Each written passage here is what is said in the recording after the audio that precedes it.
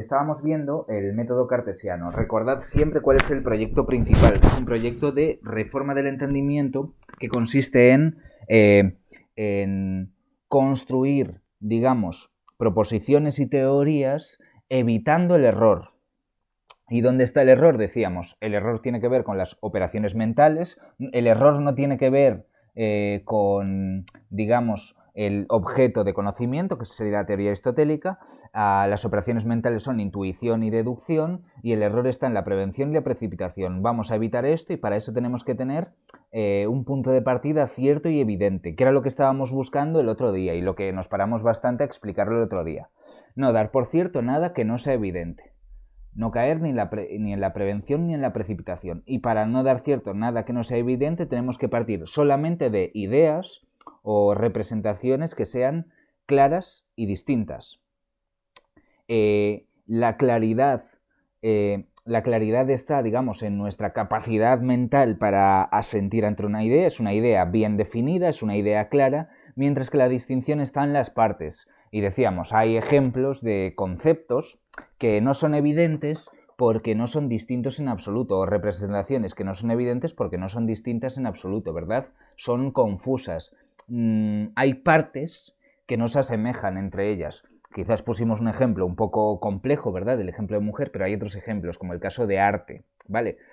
Solemos tener muchas disputas en nuestra vida cotidiana en torno a estas semejanzas, y entonces cuando discutimos sobre términos morales, por ejemplo, pues el problema ya es que no tenemos muy claro qué significa lo bueno, qué significa lo justo, ¿vale?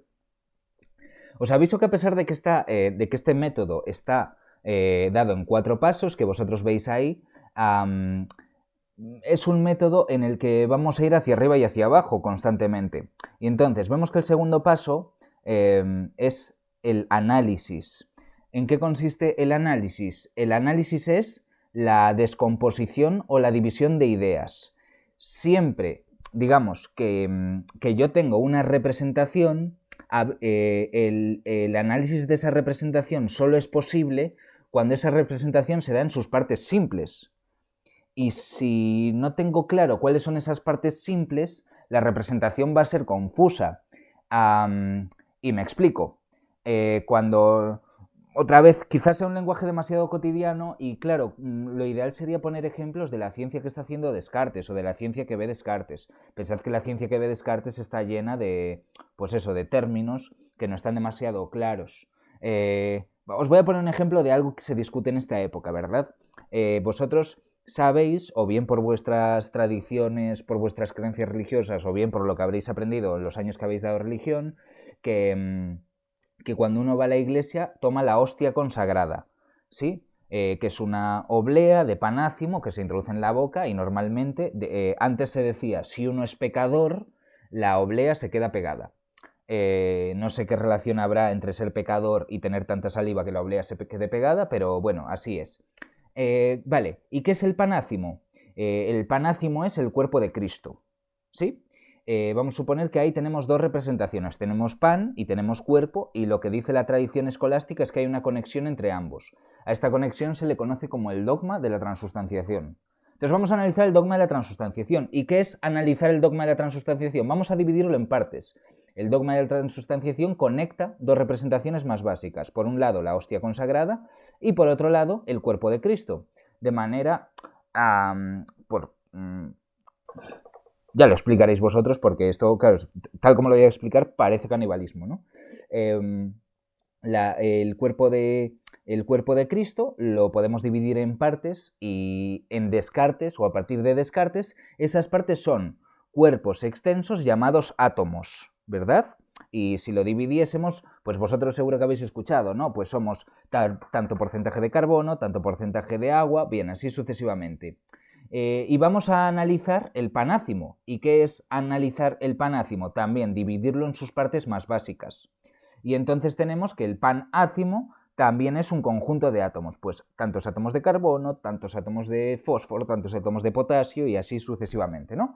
Eso sería el análisis, ¿vale? ¿Qué hacemos con el análisis? Pues dado que tenemos una idea representada en las partes más simples, vemos si cada una de esas partes es evidente, si está bien definida, como hemos dicho, o si es indubitable. Si es indubitable, que es así. Por supuesto, nosotros después le vamos a dar otra vuelta a, como dijimos el otro día, y por eso poníamos los asteriscos, a esta idea de evidencia. Y vamos a ver de qué modo tenemos por seguro, digamos, lo que es evidente. Pero decimos, para eso tenemos que tener un conjunto de ideas simples. Pero esas ideas simples son partes de ideas compuestas. Es decir, yo tengo una representación, pero para analizar la evidencia de esa representación la he partido. Y la he partido de manera que yo tengo un montón de átomos por el lado del cuerpo de Cristo y por el lado del panácimo. ¿Qué hago ahora? Tercera parte, síntesis. Síntesis es una palabra griega que está por una palabra latina que es composición. Es decir, 2 y 3, análisis y síntesis, van o están por descomponer y recomponer. Análisis y síntesis. Descomponer y recomponer. Dividir y volver a componer. ¿Qué nos dice la teoría que dice que cuando uno consume la hostia consagrada está participando del cuerpo de Cristo, por no decir comiéndose el cuerpo de Cristo? Pues lo que se nos dice es que las partes de uno se pueden transformar en las partes de otro. ¿Sí? Que yo puedo convertir el cuerpo de Cristo en panácimo y viceversa. Sin embargo, y este es el problema, digamos, que en este caso se refleja muy bien en la condena que la Inquisición aprueba de Galileo, ¿no? Los átomos de pan no se pueden convertir en átomos de cuerpo humano, ni al revés. Es decir, yo no puedo transformar una sustancia en otra. Entonces, a la hora de revisar mi representación de la transustanciación, diría, joder, la he dividido en partes, me quedan átomos, pero a la hora de sintetizar, a la hora de recomponer, me es imposible, no soy capaz. ¿Y qué tendría entonces? Que tendría que rechazar la idea de transustanciación. Aunque te quieras comer el cuerpo de Cristo, es imposible a través de una oblea de panácimo, ¿verdad? A través de la hostia consagrada. La síntesis lo hace imposible. Ahora bien, sería posible una síntesis si en lugar de transformar de esta transformación religiosa tuviésemos una transformación entre sustancias químicas, ¿verdad? Que son las transformaciones que vemos nosotros. Pues, ¿cómo se convierte? Pues una comida en otra, ¿verdad? A través de mezcla de compuestos químicos. La composición entonces sí sería cierto. La composición habitual, digamos, de elementos químicos en compuestos y en cuerpos. Ahí tendríamos que la síntesis funciona. Tendríamos que ser capaces de recomponer todo el sistema. Algo mucho más simple, y la verdad es que Descartes no se lo ocurra tanto, o sea, no critica directamente la transustanciación. Yo lo hago porque no está la Inquisición, si no a lo mejor no me atrevería, claro. Pero Descartes analiza, por ejemplo, la idea de triángulo. La idea de triángulo se divide en 3 lados, ¿verdad? Para definir triángulo, una definición clara y distinta es un polígono de 3 lados. Y yo lo divido y tengo la representación o idea de polígono y la representación de 3 lados. Y a partir de esas representaciones distintas, puedo yo, en síntesis o en composición, construir una idea de triángulo. Si puedo hacerlo, significa que puedo hacer ciencia del triángulo, ¿vale? Os pongo otro ejemplo, y este es un ejemplo en el que, pues, o sea, podemos extremar, digamos, el proceso cartesiano hasta un punto en el que desarrollemos conocimientos acerca de todo, ¿vale? Supongamos, pensad en estas representaciones masa que tenemos de nación, de pueblo, de clase social, del hombre, de la mujer, y entonces tenemos, digamos, son conceptos o representaciones generales, ¿verdad? Supongamos que ese concepto es la nación española, ¿no? Y decimos, la nación española, si yo analizo esa representación en partes más simples, vamos a decir que llego hasta los individuos que la componen, ¿no? Los individuos que después van a hacer la síntesis. Si yo desarrollo propiedades acerca de la nación española, yo tengo que ser capaz de dividirla en sus partes más simples, de manera que tenga una representación clara y distinta de cada una de las partes, y después ser capaz de recomponer una idea de esa nación. Y fijaos en que ese concepto es bastante difícil de establecer, porque cuando nosotros lo hacemos, normalmente, digamos, nunca podemos elaborar propiedades de un colectivo, nunca podemos describir propiedades de un colectivo que sean reconstruibles desde las partes. Quiero decir, por lo que habéis estudiado, pues podéis decir que la nación española es tradicionalmente católica. Sin embargo, cuando dividís ese concepto en sus partes principales, de algún modo tendríais que llegar a una representación de los individuos. Esos individuos tendrían que ser católicos, o sea, una nación no puede ser católica si los individuos no son católicos, y a partir de esos individuos reconstruir la idea de nación. Y es posible que veamos que hay individuos que forman parte de esa nación, por ejemplo, que no son católicos. Y entonces la representación primaria, que es que la nación española es católica, sería imposible de desmembrar y volver a componer del mismo modo y manteniendo las propiedades. Es interesante y es un procedimiento. Por supuesto, los psicólogos no lo hacen así, los psicólogos no lo hacen así. De hecho, los psicólogos se dan cuenta de que nuestra mente no funciona de manera cartesiana. Por algo que también espero que veamos hoy, ¿verdad? Descartes tiene algunos, si queréis, prejuicios, tampoco en el sentido social, sino prejuicios en el sentido de que Descartes tiene algunas visiones de la mente que nosotros hoy, quizás desde el punto de vista psicológico, vemos como errores.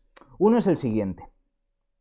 Vamos a suponer que uno de vuestros compañeros o uno de nosotros llega mal a clase. Y llega mal a clase de tal forma que nos olvidamos de Descartes, nos olvidamos parcialmente porque vamos a ser cartesianos y pasamos a hablar de su problema. Se siente muy mal, vamos a suponer que está deprimida.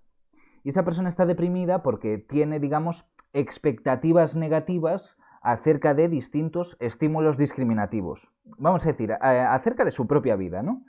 Y dice, cuando le preguntamos qué le pasa, nos da una idea, esto es, nos da una representación de lo que es su vida. Vamos a suponer que lo que nos dice es que no sirvo para nada, ¿no? Y eso sería una representación, una autorrepresentación. Quizás vosotros seáis mucho más inteligentes, ¿vale? Esto es porque Descartes lo hace así en el discurso del método. Esto es una mezcla entre exposición y confesión. Yo hasta que no empecé a estudiar psicología y escuchaba a un amigo mío y por lo tanto una persona querida decir que no sirve para nada, a mí me sale una metodología que al final acaba siendo bastante cartesiana. Bien, querido amigo, examina esa idea. ¿Qué quiere decir que no sirves para nada? O sea, cuando estás pensando en que no sirves para nada, entiendo que te refieres a tu personalidad, a lo que eres tú durante todo el día y que en todas esas cosas no sirves para nada. ¿Qué quieres decir con que no sirves para nada? Pues que no aporto nada a los demás, que mi vida, digamos, si yo no existiese, todo el mundo sería igual. Bueno, pues vamos a analizar esa idea. Ya hemos empezado a hacerlo porque hemos buscado las definiciones de sus partes. ¿Quién es el que no sirve para nada y qué significa no servir para nada? Pero vamos a ver, ¿qué significa que tú no sirves para nada?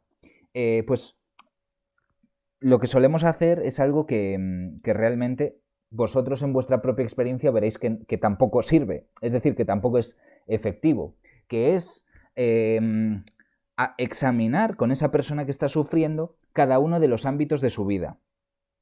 Y veréis que no funciona. Y entonces empezáis a decir, joder, pero, por ejemplo, cuando estamos en clase suele ser bastante divertido. Somos amigos. Eso es parte de lo que tú eres. Y a mí sí me aportas muchas cosas.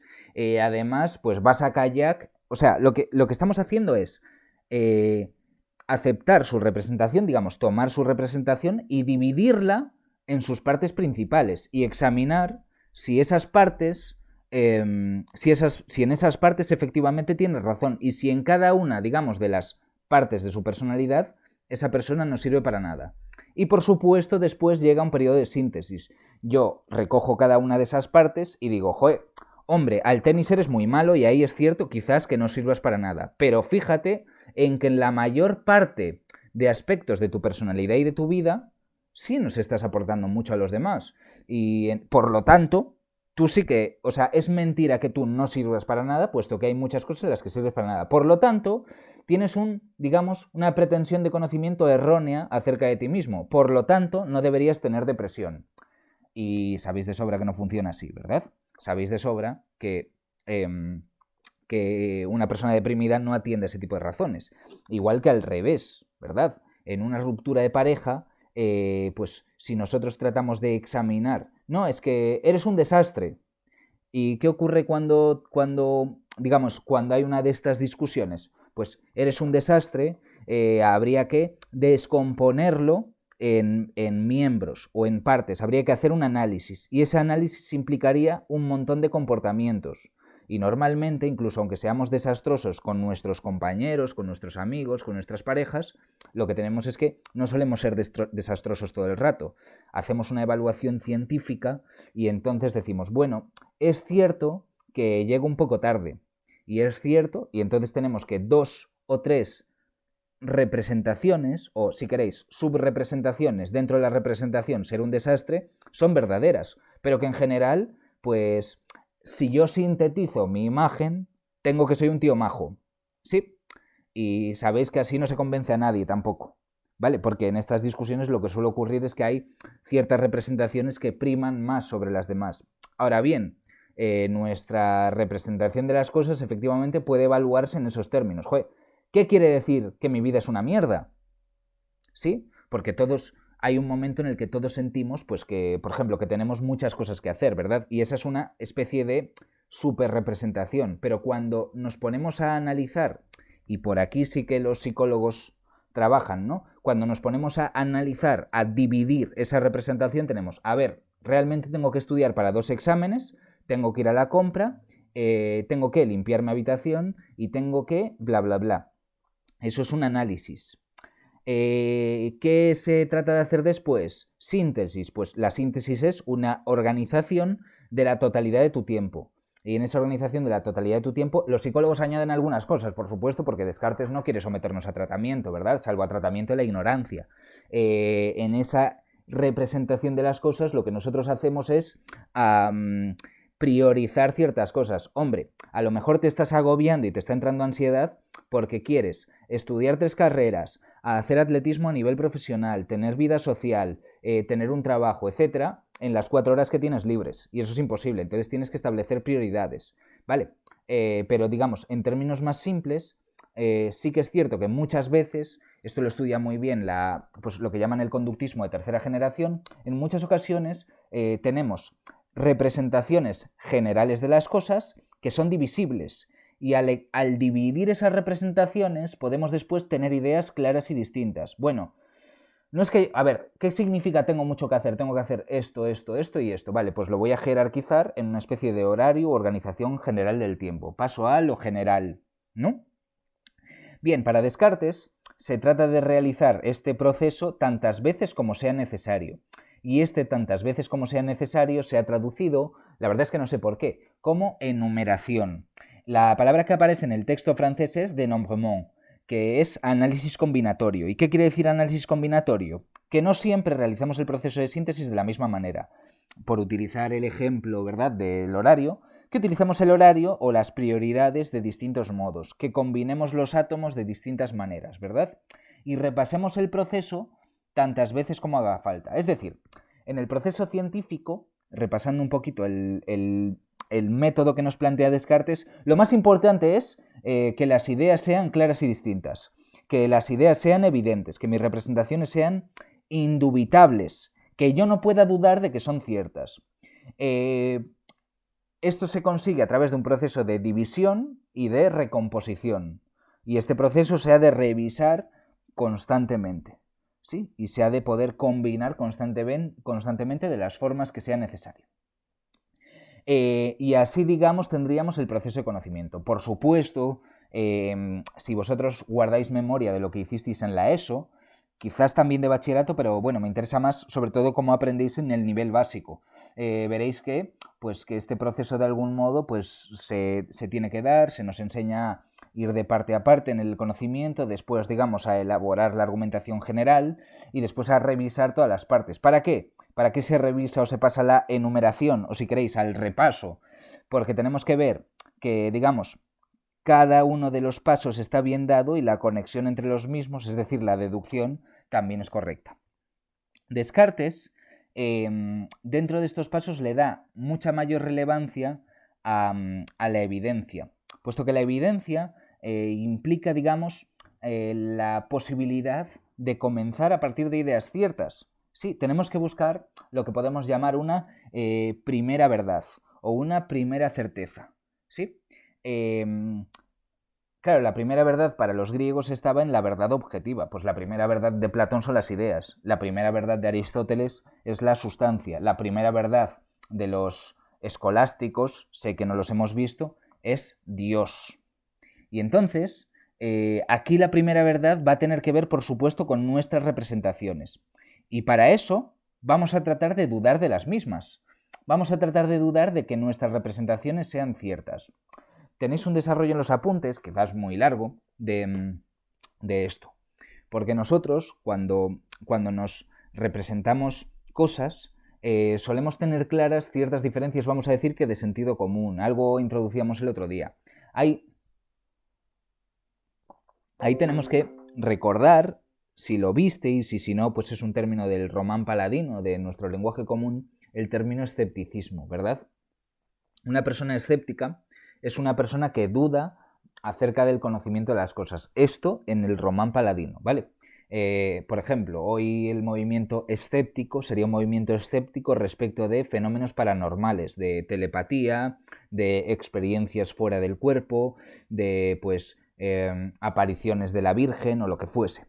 Eso sería el escepticismo. O, por ejemplo, pues Miguel Bosé es escéptico respecto de la vacuna, ¿sí? O es escéptico respecto de que haya realmente, si queréis, una pandemia. Ahí no estoy tan informado, no sé realmente qué piensa Miguel Bosé, pero eso sería un paso más del escepticismo. Digamos, solemos pensar en el escepticismo en términos de dudas razonables.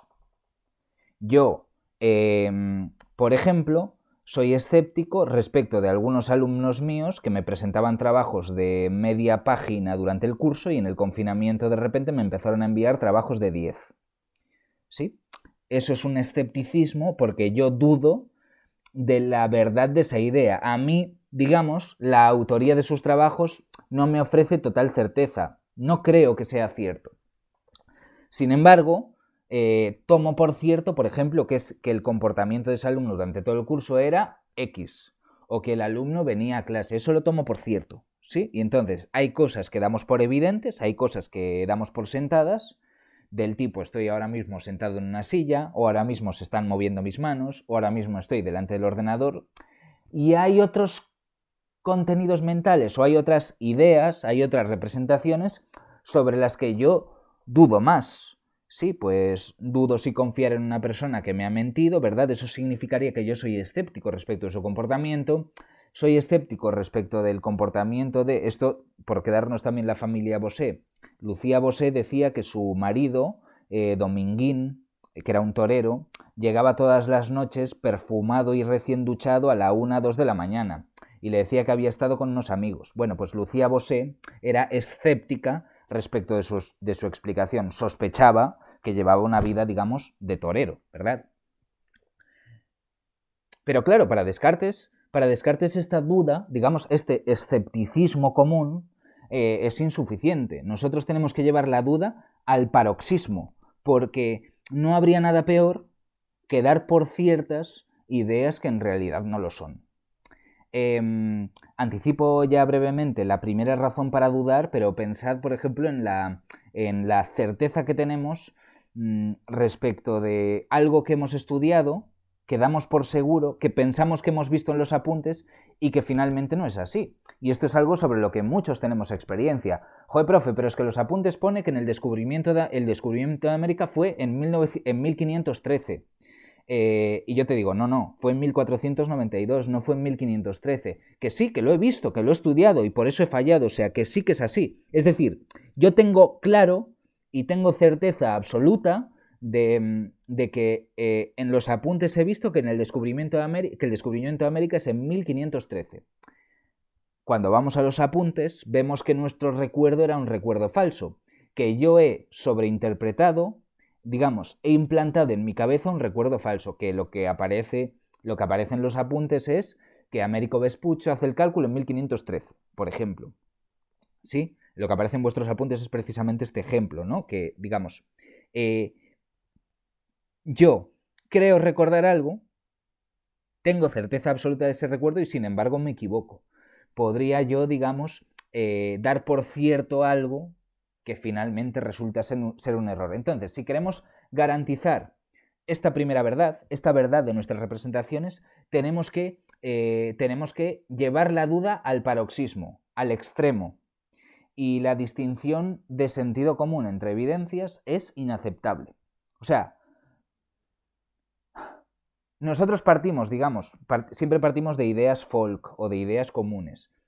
Partimos de que hay ciertas cosas de las que es razonable dudar, pero vamos a llevar esa duda no solamente a las cosas sobre las que es razonable dudar, sino acerca de todo, ¿vale? Y esto lo vamos a conocer como la duda metódica. La duda metódica es esa puesta en cuestión de la verdad de absolutamente cualquier representación. Y tenéis ahí una serie de características de la duda. Es metódica, eso quiere decir que es procedimental. No es que dudemos por alguna razón porque alguien nos haya engañado. Dudamos como un método para encontrar la verdad.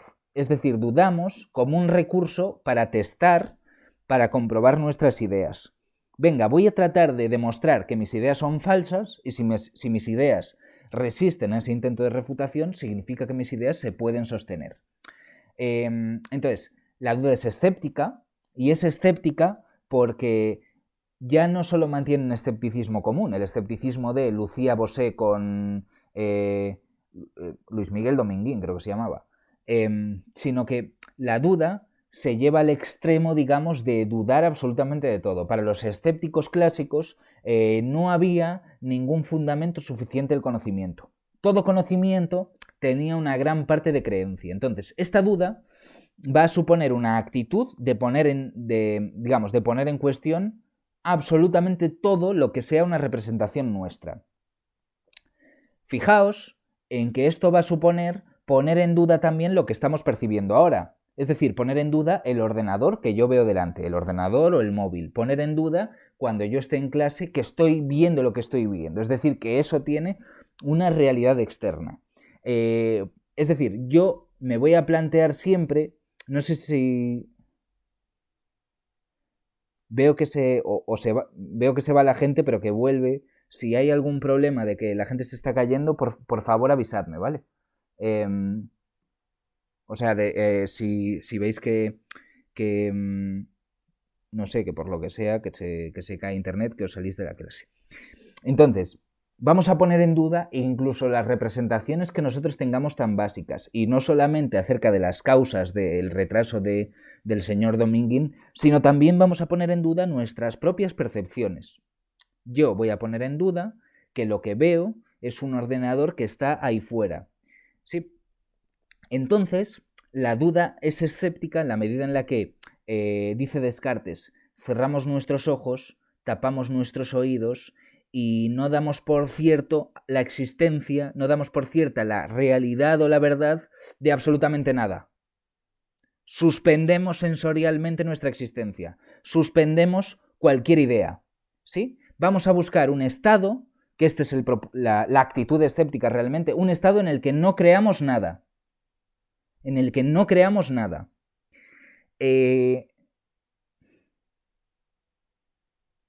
Esta duda, digamos, esta duda va a llevar al paroxismo o a la paranoia. O sea, pensad en una persona que no dé por cierto nada y entonces está con unos amigos y esos amigos se empiezan a reír por algo que habéis dicho vosotros. Vale, la actitud escéptica significaría que dudáis de que la razón por la que se están riendo es que vosotros estáis siendo graciosos. Y entonces, o sea, la actitud escéptica puede llevarnos a pensar, por ejemplo, que hay un complot para hacernos creer que somos graciosos cuando en realidad no lo somos, ¿sí? Y en realidad se está fingiendo que estamos siendo graciosos, o sea, dudamos de lo que aparentemente nuestros sentidos nos dicen que es verdadero. Nuestros sentidos nos dicen que hacemos un chiste y nos reímos, pero pensamos que esa actitud es propia del disimulo. Y vuelvo a decir, contextualmente podemos ser escépticos. Descartes nos plantea que dudemos absolutamente de cualquier percepción. La duda es hiperbólica o exagerada y es dogmática en el sentido de que busca de algún modo el conocimiento. Veo que o sea, que hay gente que entra y sale. ¿Está habiendo algún problema de conexión?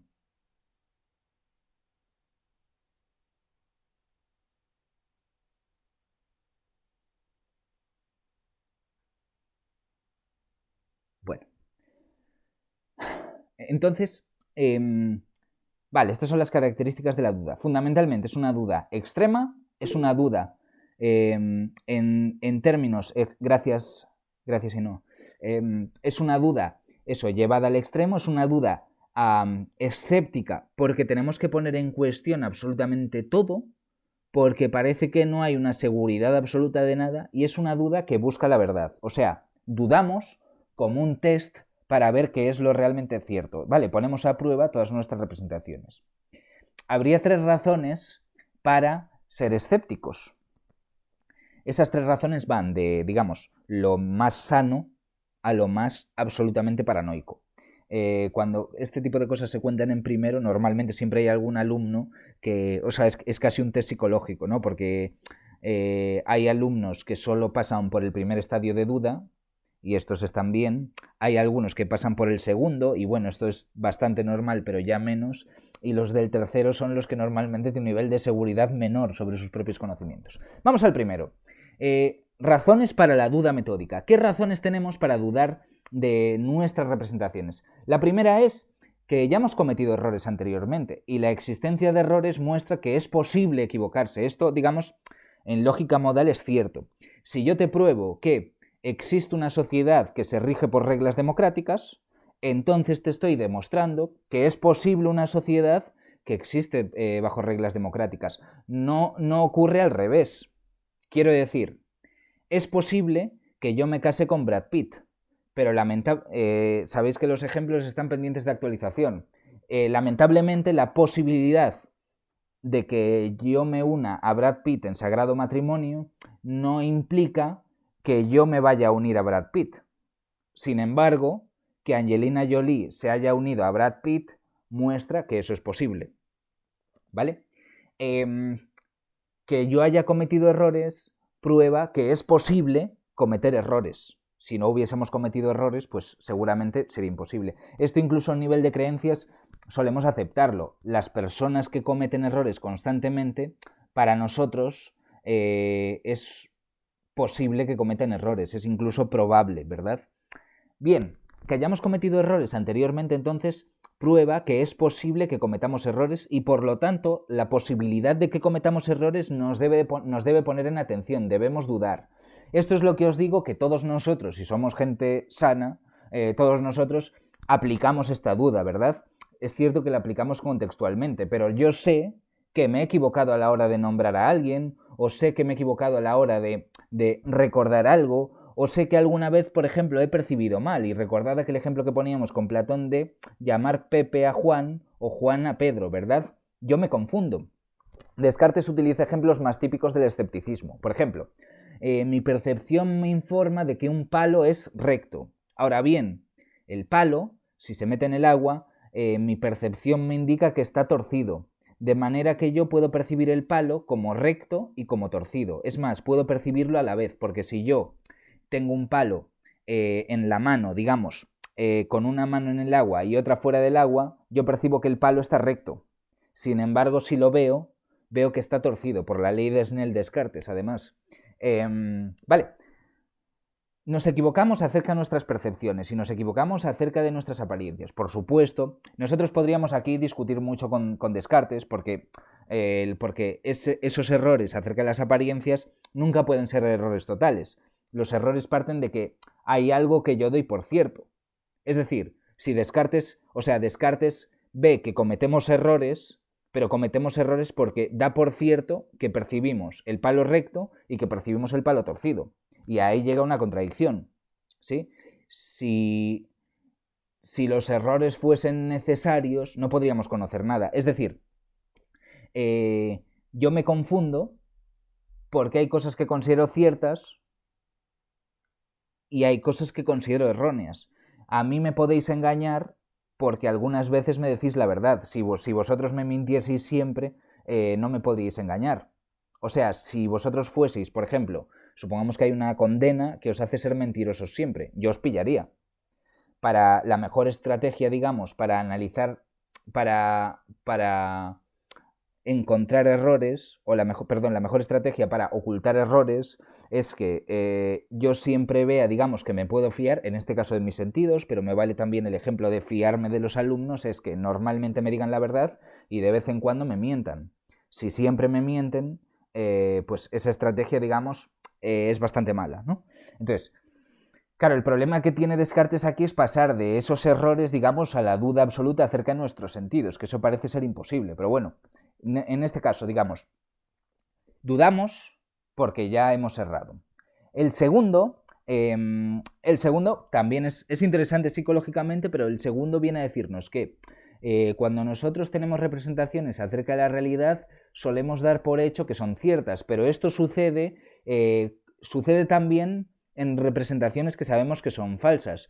Por ejemplo, cuando estamos soñando, tenemos representaciones que nos producen reacciones que son como si tuviésemos la realidad delante, y sin embargo sabemos que no tenemos la realidad delante. Cuando yo estoy soñando y yo soy perseguido por una bola, o me estoy cayendo por un acantilado, o llevo un coche y me estoy saliendo de la carretera, yo reacciono con miedo porque yo creo que esa representación me va a hacer daño, porque es una representación real. Y sin embargo, cuando me despierto, vigilia está por estar despierto, sé que eso no era real, ¿no? Entonces, vemos que nosotros conceptualmente distinguimos sueño de vigilia, pero sabemos que en el sueño tenemos exactamente las mismas sensaciones. Es decir, cuando estamos soñando, no distinguimos sueño de vigilia. No sabemos que estamos soñando, pensamos que lo que percibimos es real. Al estar la clase así, pues ya no sé, o sea, pues no sé, o sea, esto sí que es un acto de fe, o sea, pensar que hay gente atendiendo ahí. Pero cuando estamos soñando, sabéis que en ocasiones existe lo que se llama sueños lúcidos, es decir, sueños en los que yo sigo soñando, sigo con todas esas representaciones externas y sin embargo esas representaciones yo sé que son falsas. Y en un sueño lúcido yo soy consciente de que estoy soñando, ¿sí? Y bueno, podría ser un contraejemplo, pero el argumento de Descartes se sigue manteniendo en el sentido de que existen sueños en los que nosotros, con representaciones que no son reales, sin embargo no nos damos cuenta de eso y las tenemos por tal. ¿Cuál es la idea de Descartes? Otra vez, llevar esto al extremo. ¿Qué nos puede probar que nosotros no estamos ahora soñando? Que nosotros no estamos ahora, pues también teniendo la idea de que existen objetos externos que causan nuestras percepciones, pero que eso no sería más que un sueño. Igual que nos hemos confundido en otras ocasiones y pensamos que estamos despiertos cuando soñamos, ¿por qué esto no iba a ser así? Y esto os suena todo el rato, porque esto es un tópico del barroco. La idea, por supuesto, esto es barroco católico del Gordo, de Calderón de la Barca. También el de Descartes, como vais a ver al final, ¿vale? Pero esta idea de que el mundo es una especie de teatro, de gran teatro del mundo, en el caso de Calderón de la Barca, diseñado por Dios, y que en ese teatro no hay nada que sea absolutamente verdadero, sino que hay una serie de papeles representados, y representados quiere decir que no son reales. Y sueña el rey que es rey, y sueña el siervo que es siervo, pero no hay identidades reales. Y ya sabéis que la vida es un frenesí, una ilusión, una sombra, una ficción, en que todo bien es pequeño, porque todo en la vida es sueño, y los sueños, sueños son.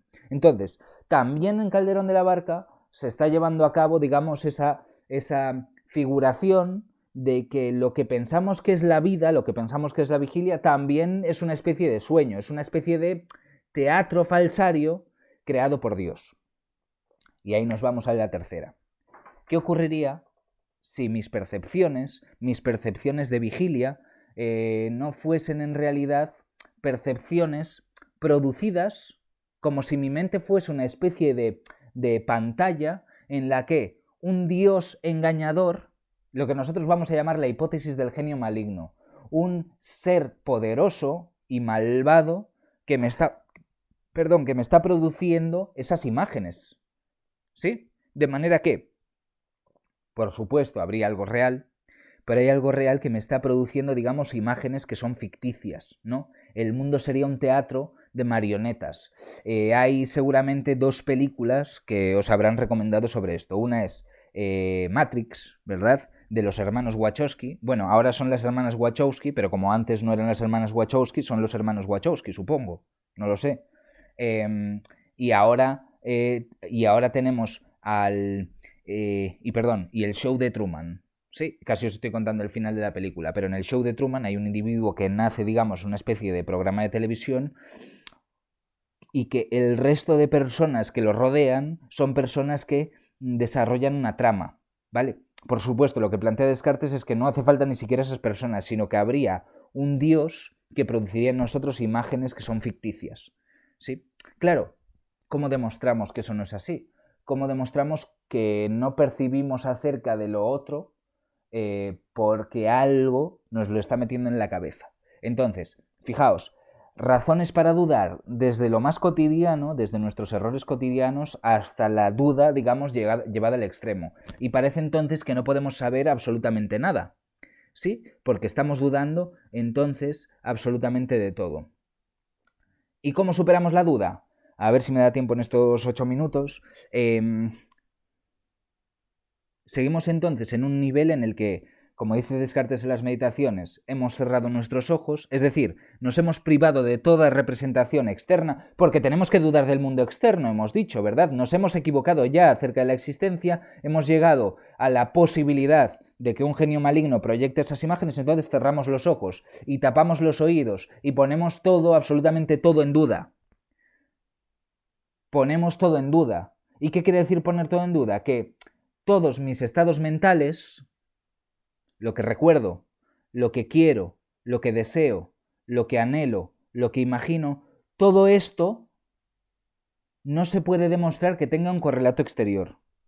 ¿Sí? Yo estoy enamorado, pero estoy enamorado de una persona que no existe. Es decir, estoy enamorado, claro. Yo recuerdo, pero no puedo saber si lo que recuerdo es verdadero o es falso. Es decir, no puedo demostrar que lo que recuerdo no es en realidad un producto de mi imaginación. ¿Cómo podemos saber que hemos tenido clase antes, verdad? No lo podemos demostrar. Y entonces, ¿cómo sabemos algo? ¿Cómo sabemos de la existencia de algo si quedamos en que en cuanto relacionamos lo que llamamos un estado mental, un pensamiento con el exterior, damos un salto lógico y hemos quedado en que es imposible superar este estado de duda? Pues dice Descartes, claro, pero seguro si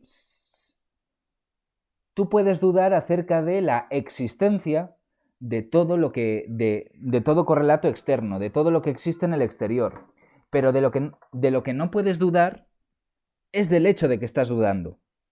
¿Sí? Y me voy primero a un plano general.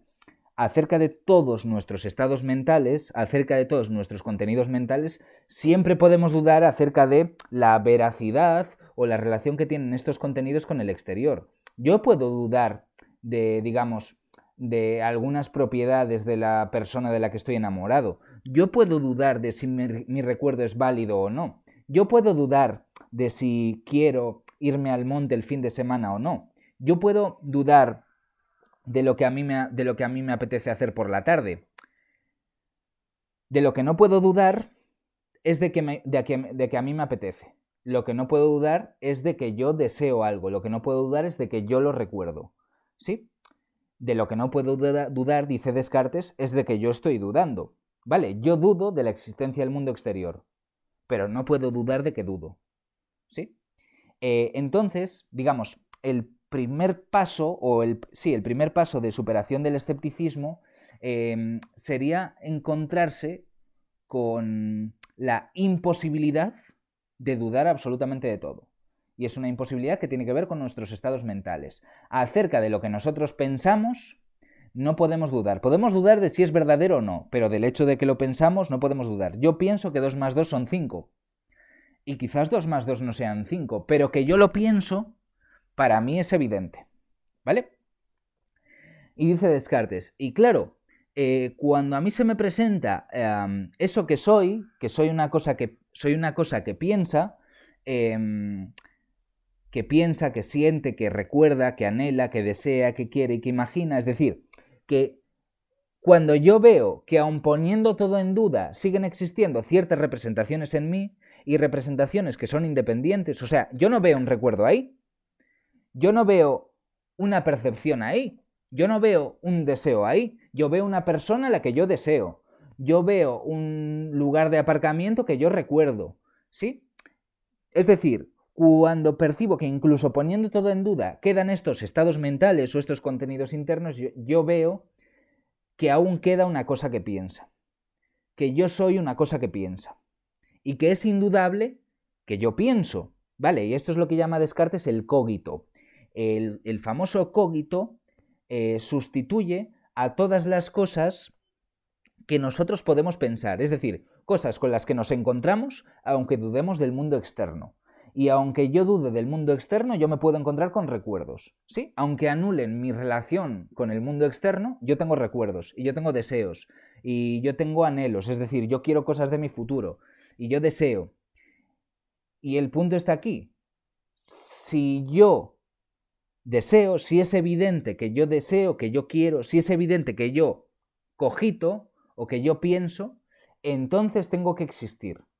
Porque si yo pienso, entonces tiene que haber una cosa que piensa. Entonces tenemos la primera verdad.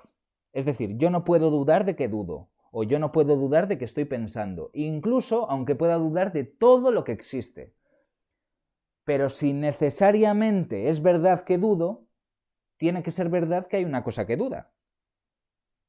Y por lo tanto, si pienso, entonces existo. Si existe una cosa que piensa, entonces existe una cosa. Vale, es importante que entendamos que el pienso luego existo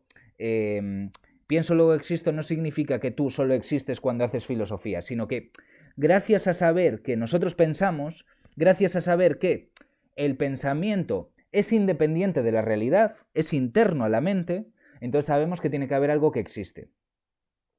Y ese algo que existe soy yo. Nosotros somos para nosotros mismos la primera verdad.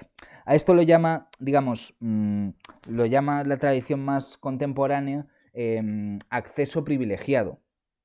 Sí, es la idea de que nadie puede poner en duda lo que nosotros sentimos, pensamos, etc. Que es lo contrario, se conoce como ahora se llama el mansplaining, ¿verdad?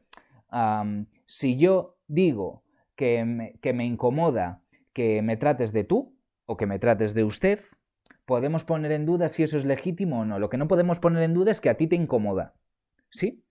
Salvo que digamos que estamos mintiendo. Pero una vez esa persona se siente incomodada, es indubitable que se siente incomodada, porque digamos es un estado mental que esta persona percibe. De aquí surge otra figura, digamos, problemática para Descartes, que es la idea de que somos observadores de nosotros mismos, algo así como que somos observadores de nuestra propia mente, como si nosotros tuviésemos una especie de pantalla dentro de nuestra mente que observase los sentimientos, los deseos, las voluntades a futuro, la imaginación, el recuerdo, la memoria, es el recuerdo y los pensamientos en general. Pero la idea es que eso, digamos, eso tiene un acceso privilegiado para nosotros, que eso solo lo conocemos nosotros porque nosotros somos cosas que piensan, ¿sí? Y a partir de ser una cosa que piensa, tenemos todo lo demás. De momento, mañana ya vamos a terminar el problema del conocimiento y vamos a hacer el de Dios.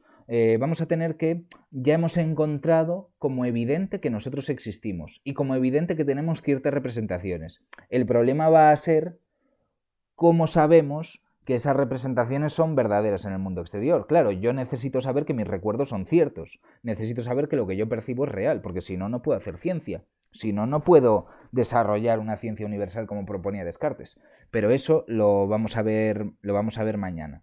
No sé si